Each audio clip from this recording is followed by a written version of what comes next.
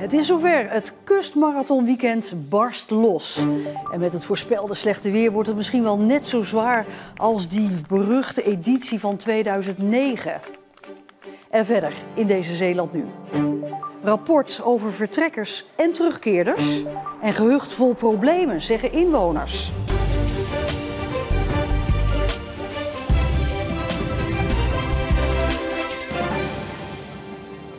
Goedenavond.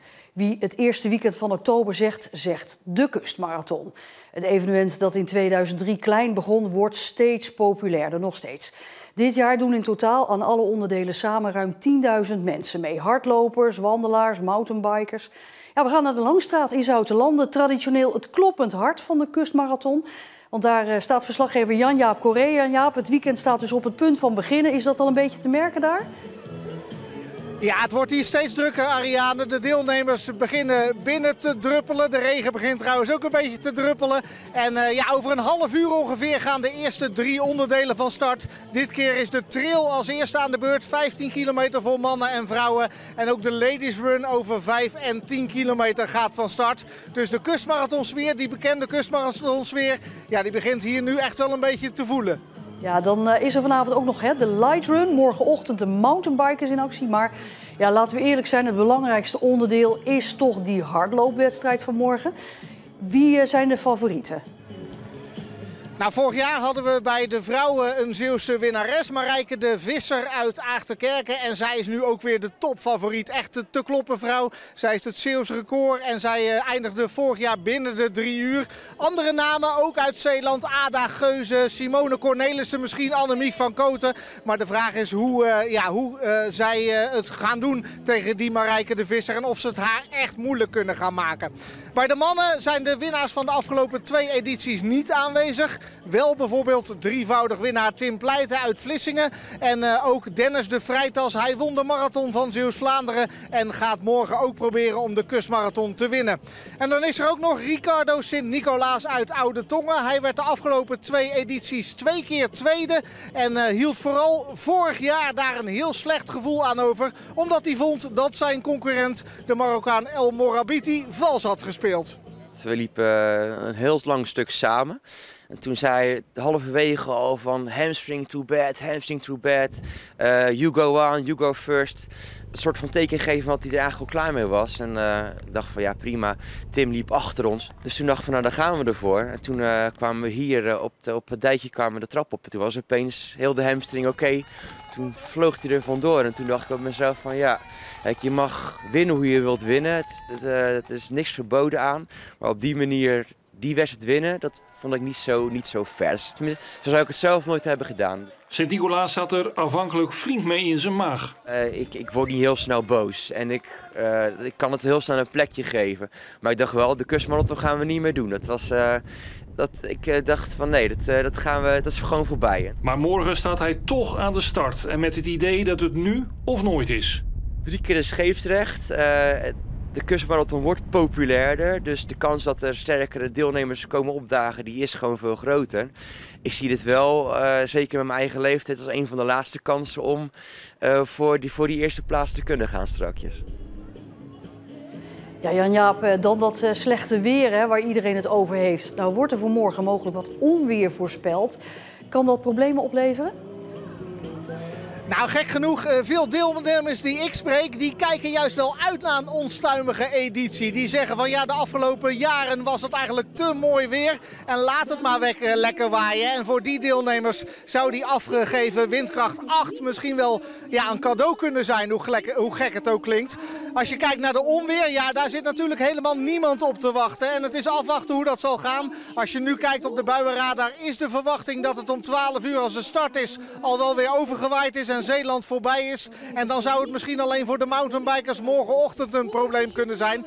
Maar laten we hopen dat als die starten morgenochtend om 8:45, dat het allemaal overgewaaid is. Jan-Jaap, dankjewel. Een protest van de Dolomina's op het Abdijplein in Middelburg. Ze willen dat er meer opvangplekken komen voor vrouwen die slachtoffer zijn van huiselijk geweld. Volgens internationale afspraken moeten we 1800 plekken hebben. En op dit moment hebben we er maar 1000. En daardoor zijn vrouwen en kinderen genoodzaakt om op straat te slapen in hotels. En daar vragen we dus nu aandacht voor. Het tekort is een landelijk probleem. Het protest wordt dan ook groot aangepakt. Ja, we hebben tenten, we hebben kleedjes, slaapzakken, kinderkleding, waslijnen. En eigenlijk symboliseert dat allemaal het slapen op straat dat voor veel vrouwen en kinderen op dit moment de realiteit is. Dit is het eerste protest in Zeeland sinds de wederopstanding van de Dolomina's. En als het aan hen ligt, zeker niet het laatste protest. 2 inzittenden konden gisteravond zelf uit de auto klimmen en naar de wal zwemmen nadat hun auto te water was geraakt. En dat gebeurde bij de Arnesteinkade in Middelburg. Hoe de auto in het water terecht is gekomen, is niet bekend.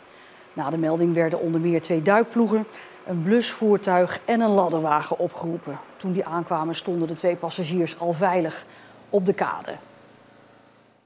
Steeds minder jonge Zeeuwen verlaten de provincie, dat is goed nieuws. Maar degenen die wel wegtrekken komen steeds vaker niet meer terug. Blijkt uit onderzoek van de HZ. Waar we zelf een beetje de verklaring in zoeken is ook bij de afschaffing en de herinvoering wederom van de basisbeurs voor studenten.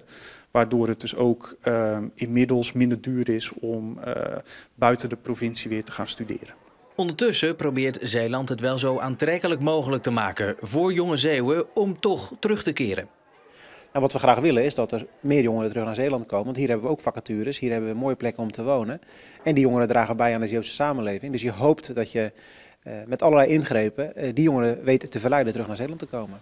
Wel is het de vraag wat Zeeuwse ingrepen gaan uithalen. Omdat het onderzoek grotere ontwikkelingen noemt als reden van de verhuizingen. Ja, dat zijn dus inderdaad gewoon landelijke of internationale ontwikkelingen waar je in principe geen invloed op hebt. Het zijn besluiten die vanuit Den Haag worden genomen. Maar binnen die context kun je uiteraard wel kijken of dat je jongeren weet verder te binden en te boeien voor de regio. Aan wat voor ingrepen denkt u dan? Nou, we hebben geprobeerd om jongeren al te raken voordat ze vertrekken. Dus als ze in VWO 6, HAVO 5 zitten, met Zeeland kennis te laten maken. Dus we zijn de schoolklassen in geweest. Er zijn allerlei activiteiten georganiseerd om jongeren in contact te brengen met het bedrijfsleven. We hebben activiteiten georganiseerd in de studentensteden. Dus als ze eenmaal weg zijn, dan toch nog iets Zeeuws organiseren, waardoor ze die binding met Zeeland houden. Zodat de stap terug naar Zeeland makkelijker wordt gezet. Van de gemeente Hulst mogen inwoners hun huis of tuin aanbieden als slaapplaats rondom het WK veldrijden in januari. Met sterren als Mathieu van der Poel en Fem van Empel worden er zo'n 100.000 bezoekers verwacht. En een aantal van hen wil misschien wel ergens slapen. Maar lopen Hulstenaren warm voor dat idee? Jazeker, als wij iemand kunnen helpen, doen we dat graag. Nee, dat denk ik niet. Ik denk dat het een beetje te veel van het goede is om al die mensen in mijn tuin en mijn huis te plaatsen. Nee, een beetje menselijk zijn en hoef je er geen geld voor te vragen. Ze zijn in ieder geval wel welkom en ze kunnen mee eten als ze willen natuurlijk. En voor de echte diehard is er natuurlijk de mogelijkheid om je tentje op te zetten in iemands achtertuin. Maar of je dat nou moet willen aan het einde van januari, dat is de vraag. Kunstcentrum De Vleeshal in Middelburg en theaterproductiehuis Zeeland doen mee aan een landelijke cultuurboycott van Israël. De Vleeshal en het theaterproductiehuis sluiten zich aan bij zo'n 300 andere culturele instellingen in ons land. Die zeggen niet meer te willen samenwerken met Israëlische organisaties. In een verklaring staat dat de Nederlandse instellingen daarmee stelling willen nemen tegen wat zij zeggen oorlogsmisdaden en misdaden tegen de menselijkheid van Israël in de Gazastrook. Verkeersdrukte, overlast van arbeidsmigranten en bouwen zonder vergunning. Zaamslagveer is misschien een klein gehucht, maar de problemen in Zaamslagveer-Zuid zijn behoorlijk, zegt een groep inwoners die aan de bel trekt bij de gemeente Terneuzen. Er wonen ongeveer 120 mensen in Zaamslagveer. Normaal gesproken is het een rustig plekje in de Zeeuws-Vlaamse polder, maar de laatste tijd is er volgens een groep inwoners van rust weinig sprake. Het gaat om een waslijst aan problemen. Te beginnen met het verkeer dat met een rotvaart door Zaamslagveer zou rijden. En dat vinden wij niet normaal. En ook inderdaad het vrachtverkeer en de tractors ook. Als wij dan in bed liggen, dan schudt ons huis gewoon van wat langs rijdt. Reden genoeg voor hem om namens Zaamslagveer bij de gemeente Terneuzen aan de bel te trekken. Tenminste, voor een gedeelte van Zaamslagveer. Zuid, hè? Zuid. Noord niet. Ja, goed, die is hier niet bij betrokken. Zaamslagveer Noord heeft namelijk geen last van het verkeer. En ook niet van het aantal toenemende arbeidsmigranten die in de huurwoningen terechtkomen en de huisjes zouden laten verpauperen. Je kan er bijna niet mee communiceren. Ze trekken ons er ook niks van ons aan. Het is niet alleen dat. Het gaat verder. Want op verschillende plekken wordt gebouwd zonder vergunning. Er is nauwelijks parkeerplek en op dit dijkje wordt gemaaid. Terwijl was afgesproken dat er niet gemaaid zou worden. Het is een lange lijst aan ergernissen die, naar zijn idee, niet serieus wordt genomen. Kijk, als je een brief schrijft naar de gemeente Terneuzen en je zet daaronder vriendelijke groetjes, Jos Kompiet, dan antwoorden ze niet. Dan hebben ze hem niet gehad. Via Sociaal Terneuzen wordt de problematiek dan toch op de politieke agenda gezet. Volgens de partij belangrijk, want de ergernissen lijken misschien kleinschalig. Voor de inwoners van zo'n kleine kern is het tegenovergestelde waar. Ja, dat is best groot. Het komt binnen bij de mensen. Je komt hier wonen voor je rust en voor het uitzicht. Het zou idyllisch moeten zijn, maar dat is het nu niet. En daarom neemt de gemeente Terneuzen het ook uitermate serieus. Tenminste, dat zeggen ze, maar extra parkeerplekken komen er niet. En vergunningen voor die arbeidsmigranten zijn nooit gegeven. En ook voor de verkeersoverlast is geen oplossing gevonden. Ondertussen ziet de groep inwoners in Zaamslagveer-Zuid de saamhorigheid in hun gehucht verdwijnen. Het gaat langzaam, maar het gebeurt wel, ja. De leefbaarheid van al het meeste dijkwoningen, die is er niet meer.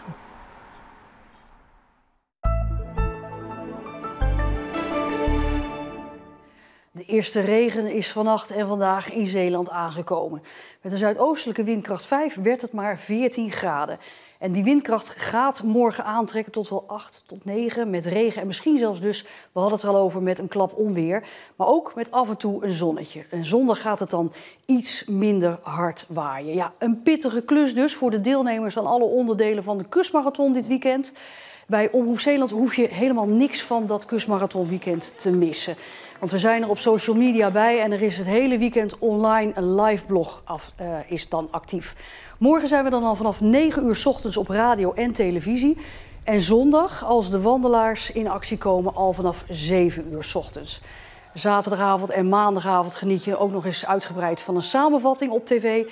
En op ons YouTube-kanaal is er telkens aan het einde van de dag een compilatie te zien.